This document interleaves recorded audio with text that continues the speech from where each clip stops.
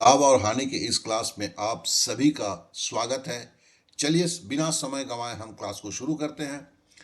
तो सबसे पहले जो बात करते हैं प्रॉफिट एंड लॉस, लाभ और हानि में क्या क्या कारक होते हैं। तो जिसमें देखिए एक क्रय मूल्य होता है जिसे प्रतिशत या रुपए में दिया जा सकता है। दूसरा कारक है लाभ और हानि जिसे प्रतिशत या रुपए में दिया जा सकता है। तीसरा है विक्रय मूल्य जिसे हम प्रतिशत में या रुपए में व्यक्त कर सकते हैं। चौथा है छूट, इसे भी प्रतिशत या रुपए में व्यक्त कर सकते हैं। पांचवा है एमआरपी या अंकित मूल्य। अब है कि इन सब को लेके इन सब के कॉम्बिनेशन से ही तरह तरह के सवाल बनते हैं जिसे हम टाइप्स में बांटते हैं, क्योंकि ये जानना काफी जरूरी है। अब देखिए, अगर मैं क्रय मूल्य, लाभ हानि और विक्रय मूल्य इन तीनों को लेकर बहुत सारे सवाल बनते हैं जिसे हम टाइप ए में रखते हैं। फिर जो अगर हम देखते हैं कि अगर अंकित मूल्य, छूट और विक्रय मूल्य, जिसमें क्रय मूल्य, लाभ हानि नहीं आता है, केवल विक्रय मूल्य, छूट और एमआरपी आता है, इसे टाइप बी कहते हैं। फिर आता है कि इन पांचों कारकों को लेकर एक साथ उसे टाइप सी कहते हैं। इसके सारे सवालों को देखेंगे और हल करेंगे तो पता चलेगा कि प्रॉफिट एंड लॉस में कितने सारे सवाल बनते हैं और टाइप डी जो विविध है। अब ये हमें कहना है कि इसके अंदर अगर हम देखते हैं, टाइप ए में 20 टाइप के सवाल होते हैं, टाइप बी में 20 टाइप के सवाल होते हैं, टाइप सी में 10 टाइप के सवाल होते हैं, टाइप डी में 10 टाइप के सवाल होते हैं। तो कहने का मतलब 60 टाइप्स ऑफ क्वेश्चंस बनते हैं मिनिमम। अर्थात अगर लाभ और हानि के चैप्टर को तरीके से आपको खत्म करना है तो इन 60 सवालों को आपको करना है। तो चलिए पहले सवाल पे चलते हैं। पहले सवाल पे हम टाइप किस तरह का होता है इसे हम देखते हैं। तो इसमें देखिए क्या दिया गया है। एक मेज का विक्रय मूल्य 6,875 रुपये है। यदि लाभ प्रतिशत 25% है तो मेज का क्रय मूल्य कितना है। अब देखिए, सबसे पहले ये जो दिया हुआ है, क्या दिया गया है, क्या पूछा गया है, इसे हम एक कोड में लिखते हैं। जैसे देखिए, कॉस्ट मतलब आपका क्रय मूल्य रुपए में पूछा गया है, विक्रय मूल्य दिया गया है, प्रतिशत दिया गया है। अब देखिए, यहाँ के सारे सवालों को हम एक ही विधि से करेंगे जिसका नाम है ऐकिक नियम।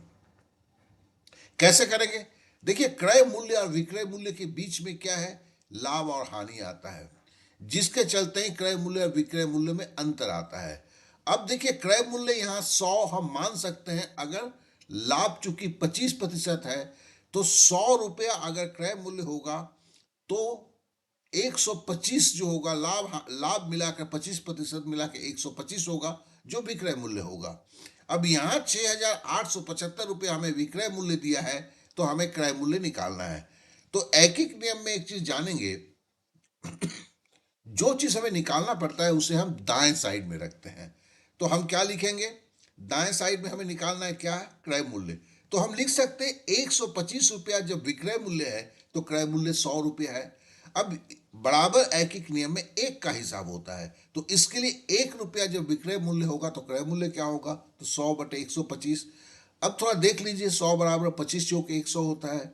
विक्रय मूल्य 25 × 5 125 होता है, तो 25 काट दिया। तो इस तरह से 4/5 हुआ। अब 6,875 रुपया अगर विक्रय मूल्य है तो क्रय मूल्य कितना होगा, तो 4/5 × 6,875। अब पकड़ लेते हैं, आपको काटना नहीं आता है, बड़ी संख्या है तो हम फटाक से 6,875 को 5 से भागा देते हैं। 13×5 = 65 हुआ। 68 से 65 घटाया 3 हुआ और 7 उतरा 37 हुआ। 5×7 = 35 हुआ और 37 से 35 गया 2 हुआ। 5 उतरा 50 25 हुआ। ठीक है ना। इस तरह 1375 जो है, हम काटने के बाद 5 से 6,875 को काटेंगे तो 1375। 1375 का अगर 4 से गुना करते हैं तो 75 चौके 300। 300 का डबल शून्य गया था, 3 रहा। 13 चौके 52 और 3 55। इस तरह से 5500 रुपया जो है इसका उत्तर हुआ। ये टाइप 1 है। इस तरह के 20 टाइप के सवाल होते हैं। तो चलिए एक चीज को हम बताते हैं। अगर इस सवाल को जरूर आप खुद से लगाइएगा, बिना सवाल लगाए गणित सीखा नहीं जा सकता है। तो चलिए अब हम एक चीज की बात करते हैं। देखिए, एक कौन सा गारंटी होना होगा कि हम जो भी गणित सीखें, केवल एक चैप्टर में ही तो हमें 60 टाइप्स के सवाल सीखने हैं। तो मतलब है, ये 60 टाइप्स के सवाल में हमें क्या करना है, वो सवाल को देखते ही हमें याद आए, ये गारंटी हमें कौन देगा? मैथ तो सबको ही समझा देता है, मैथ तो सबको ही लगा लेता है, लेकिन ये गारंटी एक फ्लश मेथड देगा, इसके बारे में जानना है तो मुझे इस नंबर पर व्हाट्सअप कर सकते हैं। तो चलिए फिर सेकंड टाइप की अब बात को करते हैं। टाइप अब वही है, कॉस्ट, क्रय मूल्य, लाभ हानि और विक्रय मूल्य। इन तीन से जो मिलकर जो टाइप ए है उसका दूसरा सवाल हम अभी करने जा रहे हैं।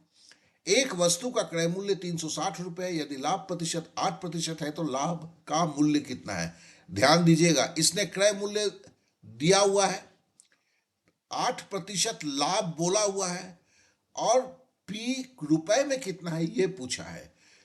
तो हम ये बोल सकते हैं 100% बराबर 360 रुपए। देखिए वही एक एक नियम कर रहे हैं, 1% बराबर क्या होगा, 360/100। और यहां हमने 28.8 देखा है, जिसके लिए हम क्या करते हैं, यहां के एक शून्य को एक शून्य से तो काट देते हैं, 10 को डिस्टर्ब नहीं करते हैं।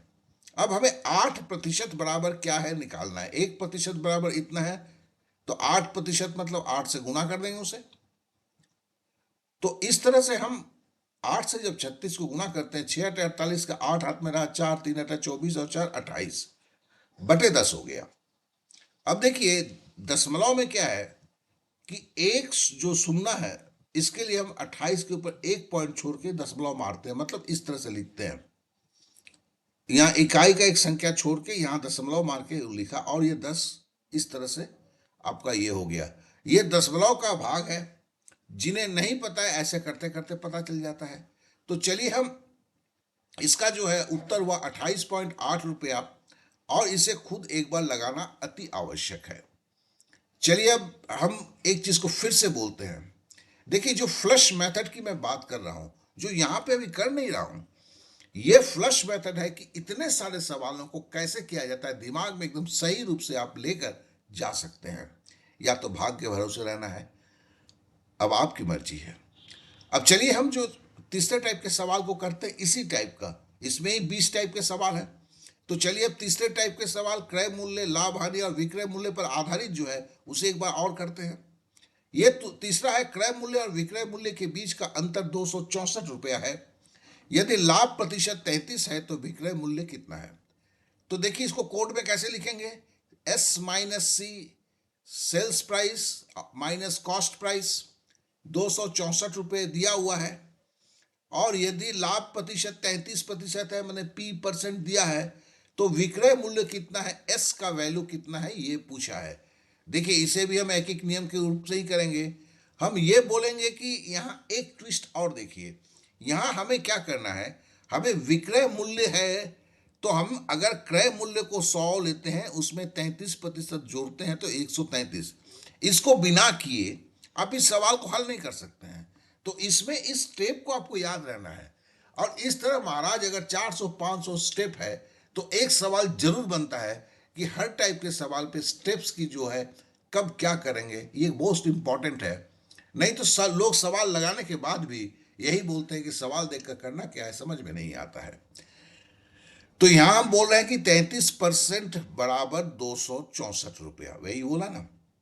यदि लाभ प्रतिशत 33% है, अंतर 264 है, मतलब ये दोनों बराबर है। तो 1% बराबर क्या होगा, 264/33। अब देखिए यहाँ पे मुझे पता है, 8 से गुना करेंगे, 3 अटे 24 का 4 हाथ में रहा, 2 3 अटे 24 और 2 26 हो गया। तो 33 को 264 से काटेंगे तो 8 होगा। अब हमें हमें 133% का मान निकालना है, विक्रय मूल्य मतलब 133% है। तो हम 133% बराबर क्या है, 8 गुने 133 करेंगे तो 1064 है। इस तरह से 1064 इसका उत्तर निकला। फिर ध्यान देंगे, ये सवाल आसान रहते हुए भी छोटे छोटे मैटर्स का को अगर हम नहीं करते हैं तो मुश्किल होता है। तो इसे खुद से एक बार अवश्य लगाएंगे। अब देखिए हम जो है चौथे टाइप के सवाल के लिए चलते हैं। तो चौथे टाइप के सवाल में आपके सामने ये है, सुरेश को एक कार को 36% की हानि पर बेचता है। 36% की हानि है, हाँ? क्रय मूल्य और विक्रय मूल्य का अनुपात क्या है। तो देखिए इसमें दिया क्या है, इसमें लॉस का परसेंटेज दिया है और कॉस्ट वर्सेस सेल्स है, मतलब क्रय मूल्य और विक्रय मूल्य का अनुपात है, क्रय मूल्य ऊपर है। अब लॉस प्रतिशत मतलब क्या है? अगर कोई वस्तु 100 रुपये 100% है, लॉस अगर 36% हुआ है, ठीक है ना, तो 100 में से 36 घटा देंगे, 64% होगा। अब देखिए इसका करना क्या है, अनुपात जो है, अनुपात हमने बोला क्या है, 100% बटे 64%, परसेंट परसेंट कट गया। अब हम इसको लिख सकते हैं 25 चौके 100, और इसे हम 4 से गुना करेंगे तो 16 चौके 64, 4 4 कट गया, तो 25/16 जो है इसका उत्तर हुआ जो हमें पूछा गया है। तो इस तरह से देखिए ये आंसर एकदम सही है।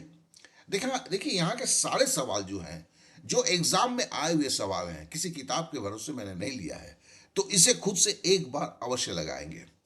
अब चलिए, ठीक है ना, अब पांचवा, ये टाइप से के आज तक अभी 4 हम कर चुके हैं, पांचवा टाइप कर रहे हैं। फिर से एक सवाल आता है, एक आदमी 1 रुपए में 35 आम खरीदता है, 1 रुपए में कितने आम बेचने पर उसे 30% की हानि होगी? तो देखिए यहाँ रेट बोला है, खरीदने का रेट, बेचने का रेट, ठीक है ना। और इसको कैसे बोला है, हम कोड में क्या लिखेंगे, रेट कॉस्ट प्राइस RC, ठीक है। 1 रुपए में 35 आम खरीदा है, और बोलता है उसे 30% की हानि हुई है, तो लॉस L%। और पूछा क्या है, 1 रुपए में कितने आम बेच, ये दर पूछा गया, रेट S। अब इस तरह के सवाल को कैसे किया जाता है जरा देखें। यहां पर 1 रुपया बोला हुआ है, 1 रुपया मतलब पहले तो 100 पैसा पकड़ ले। अब बोलता है कि 30% की हानि होती है, तो लॉस 30 पैसे का हो गया, तो उसके हाथ में क्या बचेगा, 70 पैसा। अब 70 पैसे में वो 35 आम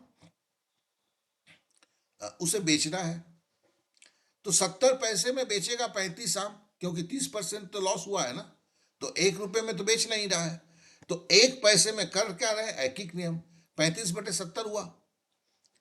और 35 को 5 सत्ते 35 लिख सकते हैं, 70 को 7 10 से 70 लिख सकते हैं, 7 को 7 से काट दिया, 5 को 10 से काटा तो 2 हुआ, तो बराबर हुआ 1/2 आम, मतलब आधा आम।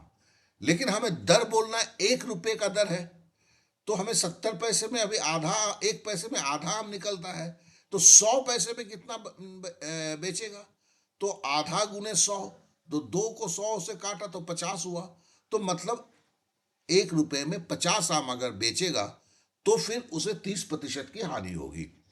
तो इस सवाल को भी एक बार अवश्य लगाना है, क्योंकि देखिए बिना लगाए अगर हम वीडियो देख के चले जाते हैं, मैं समझ गया करके, इसका कोई फायदा नहीं होता है। इसे मैं बार बार अवश्य बोलता हूं। तो फिर आज जो है एक बात फिर से बोलता हूं, आपने केवल 5 मेथड ही देखा है अभी, हमें तो 20 मेथड खाली टाइप ए में करना है, जो अगले क्लास में होगा। चलिए एक बार फिर से हम याद कर लेते हैं। हमने टाइप 5 का करना है ना, ओ अच्छा, तो हम टाइप 5 में क्या क्या करते हैं जरा देख लेते हैं। तो हमने अभी जो किया हुआ है, पहला सवाल क्या था, हमें क्रय मूल्य पूछा गया था, विक्रय मूल्य दिया गया था, और प्रतिशत निकालना था। सवाल को याद करने की कोशिश कीजिए। दूसरे में क्रय मूल्य दिया गया था, P प्रतिशत दिया गया था, P का मूल्य पूछा गया था, लाभ मूल्य में पूछा गया था। तीसरे में क्रय मूल्य विक्रय मूल्य का अंतर दिया गया था, लाभ का प्रतिशत दिया गया था, और विक्रय मूल्य पूछा गया था। चौथा सवाल में हानि प्रतिशत दिया गया था, क्रय मूल्य बटे विक्रय मूल्य का अनुपात पूछा गया था। और पांचवा सवाल है, रेट जो है, क्रय मूल्य का दर दिया गया था, लाभ प्रतिशत दिया गया था, और जो है हमें बेचने का दर पूछा गया था। इस तरह से हमें 5 सवाल दिए गए थे, 5 सवाल को आपने किया। आपको ये कैसा लगा? क्या मैं बहुत ज़्यादा तेजी के साथ बातों को बोला? हमें ज़रूर अवगत कराएंगे। अगले क्लास में हम मिलते हैं।